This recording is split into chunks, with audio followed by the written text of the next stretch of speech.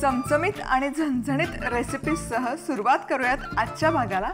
सांगा तर मग आज काय बनवूया। आज आपण लाल भोपळ्याचे घारगे कसे बनवायचे ते बघतोय।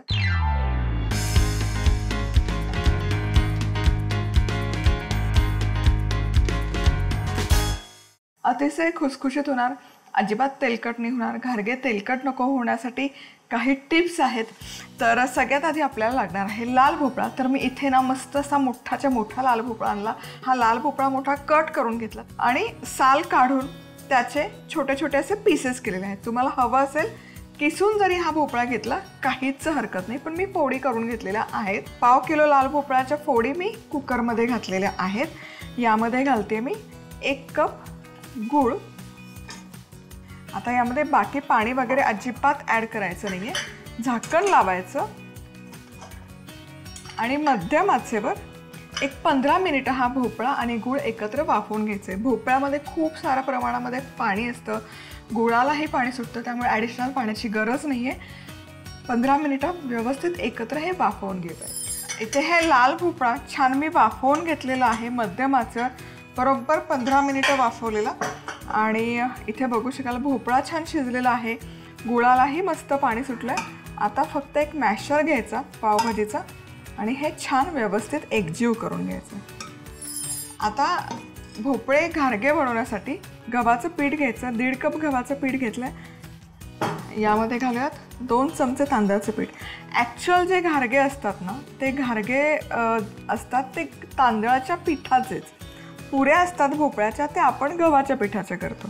आजकाल सगळ्यांनाच आहे ना फुगलेल्या पुऱ्या, फुगलेलेच घारगे हवे, त्यामुळे मी इथे गव्हाचं पीठ वापरते। चिमूटभर मीठही घालूया त्याच्यात आणि हे जे लाल भोपळ्याचं मिश्रण आपण केलंय गूळ आणि ते घालून हे यामध्ये घालूयात आणि याचं छान पीठ मळून घ्यायचं। आणि हे पीठ मळत असताना मी आणखी 1.5 कप गव्हाचं पीठ ॲड केलं आहे। पाण्याचा अजिबात वापर करायचा नाही आहे हे पीठ मळत असताना। फक्त ते जे मिश्रण आपण बनवलं त्यात जितकं पीठ बसेल तितकंच घालायचं। तांदळाचं पीठ 2 चमचे पुरेसं आहे, त्याचा वापर जास्त करायचा नाही, नाहीतर मग घारगे फुगत नाहीत। सो जर फक्त तांदळाच्या पिठाचे घारगे केले तर काय होतं ना ते तेल खूप कमी पितात आणि छान खुसखुशीत कुरकुरीत असे राहतात बरेच दिवस।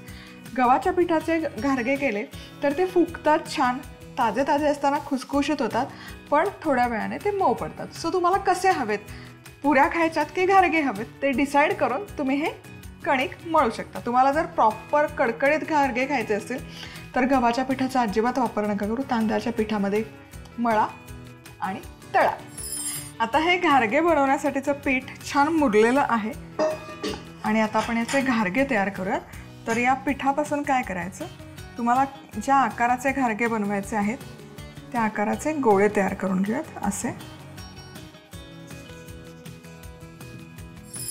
आता हे घारगे छान लाटून घ्यायचे।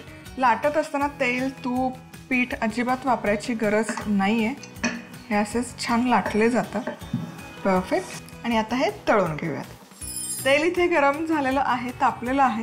आता हे घारगे घालूयात आणि तळून घेऊयात। आणि गूळ आहे, गुळाचा कुठलाही पदार्थ हाय हीटवर तळायचा नाही, नाहीतर काय होतं ना तो पटकन करपला जातो पदार्थ, रंग बदलतो आणि आतमध्ये कच्चा राहतो। मस्त फुगला आहे तुम्ही बघू शकाल आणि दोनही बाजूने मस्त असा खरपूस तळून झाला की हा काढायचा आणि इथे माझ्याकडे जाळी आहे, जाळीच्या खाली टिश्यू पेपर आहे, त्यावर हे काढून घेऊया।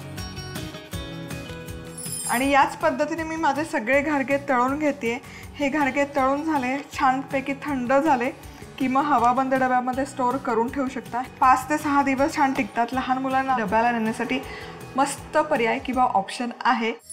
चातुर्मास विशेष लाल भोपळ्याचे घारगे करण्यासाठी लागणारं साहित्य: 250 ग्रॅम लाल भोपळा, 1 कप गूळ, 3 कप गव्हाचं पीठ, 2 चमचे तांदळाचं पीठ, 1 चमचा खसखस, मीठ, तळण्यासाठी तेल। भोपळा सोलून कापून घेत छोटे तुकडे करायचे। कुकरमध्ये भोपळ्याचे तुकडे आणि गूळ घालून 15 मिनिटं मध्यम आचेवर शिजवून घेत हे मिश्रण मॅश करायचं। आता गव्हाच्या पिठात तांदळाचं पीठ, खसखस, चवीप्रमाणे मीठ आणि भोपळ्याचं सारण घालून पाणी न घालता पीठ मळून मुरवून घ्यायचं।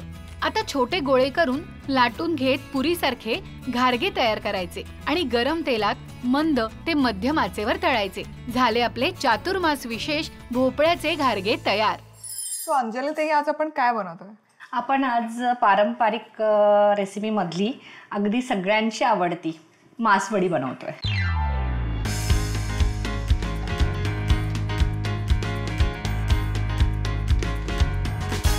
आपण मासवडीसाठी जे स्टफिंग लागतं त्यासाठी आपल्याला खोबरं थोडंसं आपण परतून घेऊया, कारण कच्चं टाकण्याच्या ऐवजी थोडंसं आपण परतून टाकलं तर त्याची टेस्ट छान लागते, खमंग होते, मासवडी खमंग होतं. आपलं खोबरं होत आलंय. आता आपण याच्यामध्ये थोडी खसखस घालूया. आणि खसखस आहे ना अगदी पटकन भाजून होते, त्यामुळे हो जास्त वेळ ती नाही ठेवायची. म्हणजे टाकलीच की तिचा आवाज म्हणजे ती फुटायला तडतडते, लगेच तडतडते. येस. आता हे थोडंसं थंड होऊ द्यायचं. मग याच्यामध्ये आपल्याला कोथिंबीर, लसूण, मीठ, काळा मसाला हे सगळं मिक्स करायचं, म्हणजे आपलं स्टफिंग तयार मासवडीचं. आता आपलं हे दोन्ही मिक्स झालेलं आहे. याच्यामध्ये आपण आता बारीक चिरलेला लसूण टाकणार आहोत. अच्छा. आणि हे मिक्सरला वगैरे फिरवून घ्यायचं नाही, फिरवायची गरज नाही. असंच सगळं? हो. म्हणजे मी आतापर्यंत बघितलेली सगळ्यात सोपी मासवडीची रेसिपी. येस. आणि खायला ते मस्त असं क्रंची येतं ना आपल्या जिभेखाली, तर खूप छान लागतं. आता आपण काळा मसाला, हा घरचा मसाला आहे केलेला माझ्या आईचा, कारण ही रेसिपी जी आहे ती माझ्या आईची स्पेशालिटी आहे आणि मी प्रयत्न करतेय करण्याचा. सो अगदीच काळा मसाला नसेल तर तुमच्या घरामध्ये जो कुठला मसाला असेल तो वापरू शकता तुम्ही. कांदा लसूण मसालाही चालेल, इवन गोडा मसाला सुद्धा चालतो. कोथिंबीर, थोडीशी कोथिंबीर आणि मीठ, आणि थोडंसं मीठ. क्या बात आहे. अगदी मोजकं साहित्य. येस. आणि सोपी पद्धत.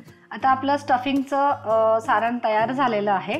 आता आपण मासवडीसाठीचं कव्हर आहे ते आपण तयार करूया. आता आपण जे कव्हर करतोय मासवडीचं त्याची तयारी करतोय आपण. आता ते बनवूया. लाल तिखट थोडं टाकतेच मी. मराठवाडा स्टाईलची ही डिश आहे, त्यामुळे मला हात असं मागे नाही घेता येते. बरोबर, अगदी बरोबर. आणि थोडंसं मीठ. सो अंजली ताई बेसिकली मराठवाड्यातून आहे? हो, माझं माहेर सासर दोन्ही मराठवाडा. पाणी घालायचं.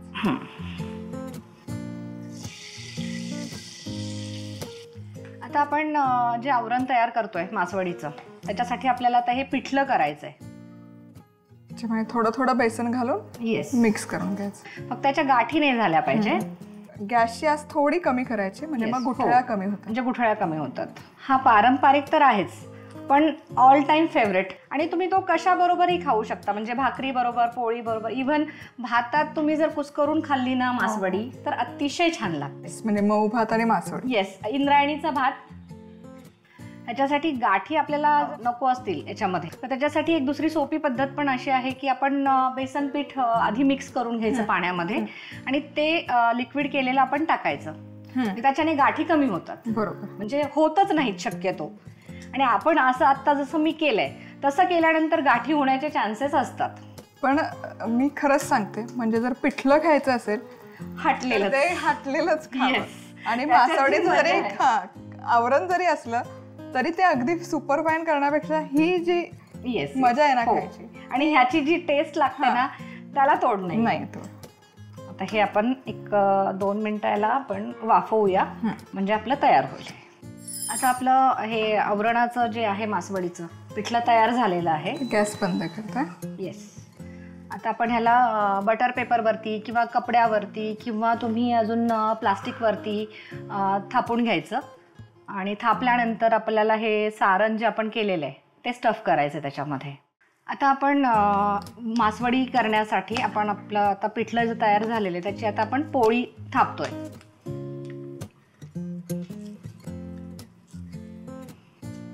आणि ती छान आहे, त्यांनी मळून घेतलेली. पाण्याचा हात लावून थापून घ्यायचं. हो.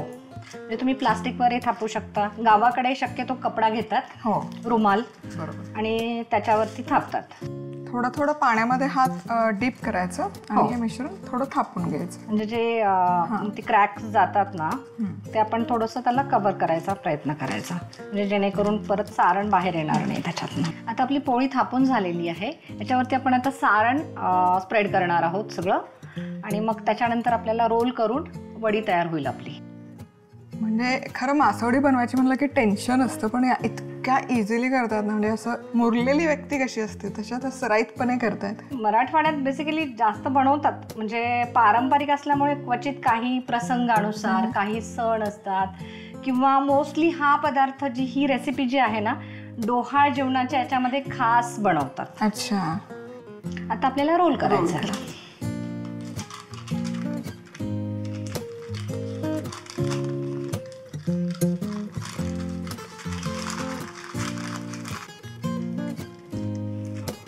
वा, छान असा रोल झालेला आहे. आणि त्याला आता त्रिकोणी आकार देतो. त्रिकोणी आकार द्यायचा, त्याला दाबायचं व्यवस्थित.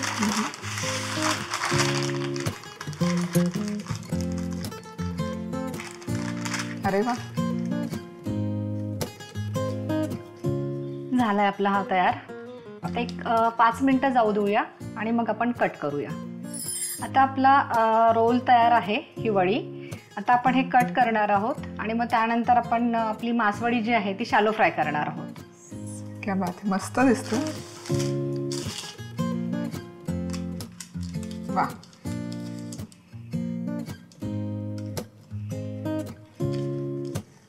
किती सुंदर, खूप सुंदर वड्या पडतात आणि दिसतातही भन्नाट. हे जे पदर सुटतात ना, क्या बात आहे.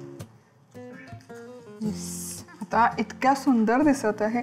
एकतर शेप खूप छान आलेला आहे आणि त्यातलं सारण आहे, त्याच्या लेयर्स आहेत, खूप भन्नाट दिसते. आता काय करूया?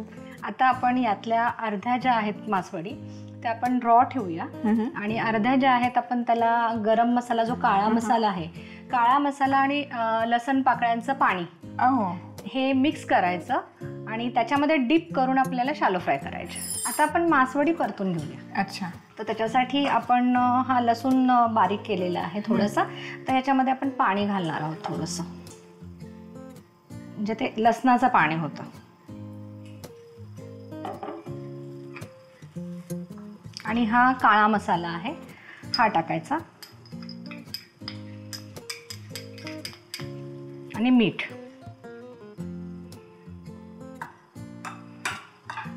असं हे तयार केलेलं आहे. आता आपण याच्यामध्ये डिप करून मासवडी शॅलो फ्राय करणार आहोत.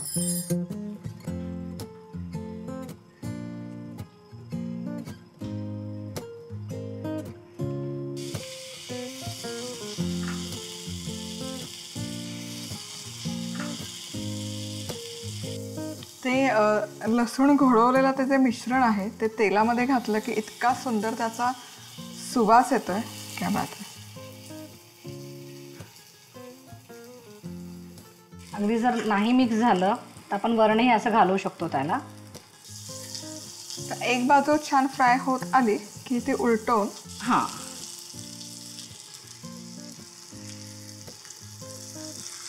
वा, आणि हे खरपूस जे होतं ना ते पण खायला खूप छान लागतं. आणि खरंच मऊ भातासोबत ह्या खाण्यासाठी उत्तम पर्याय आहे. येस. गॅस बंद करू? हो, आता केला तरी चालेल. अशी आपली खमंग मासवडी तयार झाली आहे.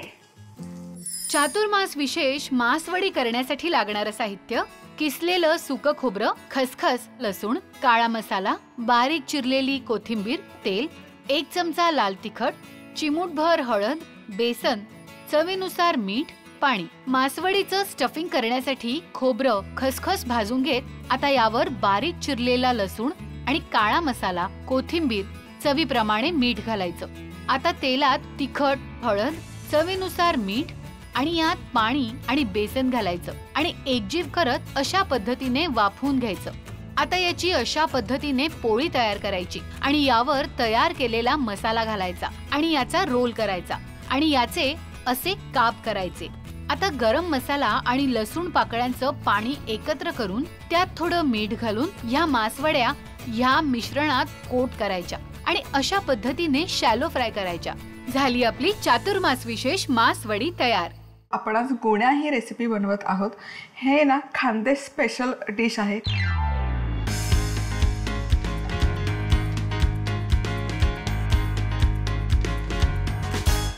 गुण्या म्हणजे याला आपण ना पौष्टिक बिस्किट आपण म्हणू शकतो। तर हे बनवण्यासाठी एक वेगळं पीठ तयार केलं जातं, ज्यामध्ये गहू, तांदूळ, ज्वारी आणि चणा डाळ वापरली जाते। आता हे पीठ जर नसेल तर गुण्या बनवायचे का नाही? अजिबात नाही। आपण ही पीठं मिक्स करून यापासून आज गुण्या बनवणार आहोत। तर सगळ्यात आधी 1 कप मी इथे घेतलेलं आहे गव्हाचं पीठ, अर्धा कप तांदळाचं पीठ, पाव कप ज्वारीचं पीठ आणि अगदी 2 चमचे बेसन। आता हे सगळं कालवून घेऊयात, एकजीव करून घेऊयात आणि इथे आपलं हे पीठ बनवून तयार आहे।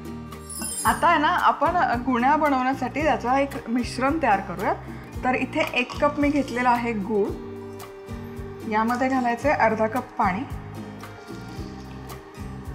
आणि याचा आहे ना आता पाक तयार करून घेऊया। आता पाक वगैरे करायची गरज नाही, गूळ विरघळला की गॅस बंद करूयात आणि हे ना हवं तर मिश्रण एकदा गाळून घ्या, कारण गुळामध्ये बराचसा कचरा असतो।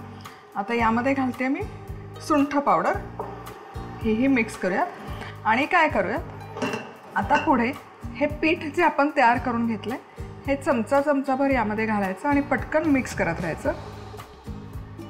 बेसिकली या मिश्रणात जितकं पीठ बसेल तितकंच पीठ घालायचं आणि याचा गोळा तयार करून घ्यायचा। तर इथे हा ना गोळा छानपैकी मळून घेतलाय आणि जितकं पीठ मी बनवलं होतं तितकं बरोबर यामध्ये वापरलं गेलेलं आहे। आता यामधून आहे ना असे छोटे छोटे पोर्शन घ्यायचे। सो जनरली जेव्हा गुण्या पारंपरिक पद्धतीने बनवल्या जातात ना त्याचे साचे येतात, पण आता आपल्याकडे साचा नाही आहे। मग काय करायचं, मग झाऱ्या घ्यायचा, त्यावर हा गोळा ठेवायचा आणि हलकासा प्रेस करायचा, म्हणजे त्यावर आहे ना डिझाईन येतं या पद्धतीने। आता हे काढूयात। येस, तुम्ही बघू शकाल किती सुंदर डिझाईन आलेला आहे।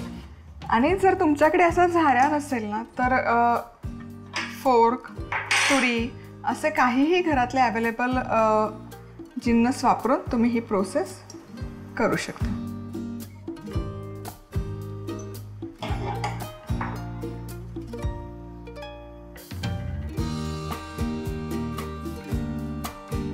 तर या गुण्या इथे मी सगळ्या बनवून तयार केलेल्या आहेत। तुम्ही बघू शकाल खूप छान दिसत आहेत। एकतर शेप खूप छान आलेला आहे, क्यूट आलेला आहे आणि जे डिझाईन त्यावर हवं असतं तेही परफेक्ट आलं आहे। आता तेल गरम केलेलं आहे, यामध्ये या गुण्या घालूयात आणि छानपैकी मंद आचेवर तळून घेऊयात। हाय हीटवर तळायच्या नाही आहेत या, कारण गूळ आहे। गूळ जर तुम्ही हाय हीटवर तळायला गेलात तर ते बाहेरनं त्याचा रंग बदलेल, पण आतमध्ये त्या कच्च्याच राहतील, त्यामुळे मंद आचेवरच तळून घ्यायचं। खूप छान खमंग खरपूस सुवास तरवळलेला आहे आणि गुण्या छान मंद आचेवर मी तळून घेतल्या। तुम्ही बघू शकाल काय सुरेख रंग आलेला आहे। आता हे काढूयात आपण टिश्यू पेपरवर।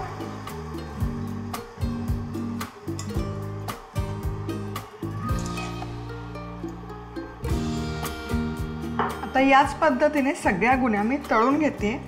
सो या आहे ना थंड झाल्या पूर्ण की हवाबंद डब्यामध्ये तुम्ही स्टोअर करू शकता।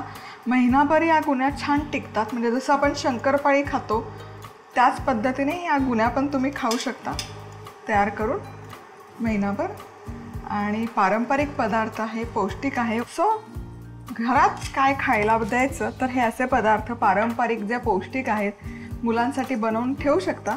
आणि अगदीच तुम्हाला तळण नसेल करायचं तर मग पॅक करूनही तुम्ही हे वापरू शकता। सो पुन्हा भेटूयात अशाच एखाद्या मस्त पारंपरिक रेसिपीसोबत। तोवर मस्त रहा, खुश रहा, आनंदी रहा आणि सगळ्यात महत्त्वाचं खात राहा। चातुर्मास विशेष गुण्या करण्यासाठी लागणारं साहित्य: 1 कप गव्हाचं पीठ, अर्धा कप तांदळाचं पीठ, पाव कप ज्वारीचं पीठ, 2 चमचे बेसन, 1 कप गूळ, अर्धा कप पाणी, 1 चमचा सुंठपूड, तळण्यासाठी तेल। गव्हाच्या पिठात तांदळाचं पीठ, ज्वारीचं पीठ आणि बेसन एकत्र मिसळायचं आता गूळ आणि पाणी घेऊन शिजवून घेत त्यात सुंठपूड घालायची आणि आता यात तयार केलेलं पीठ घालून मळून घ्यायचं। आता अशा पद्धतीने छोटा गोळा घेत त्यावर झाऱ्याच्या साह्याने डिझाईन तयार करायचं। आता गरम तेलात मंद आचेवर गुण्या तळायच्या। झाल्या आपल्या चातुर्मास विशेष पारंपरिक गुण्या तयार।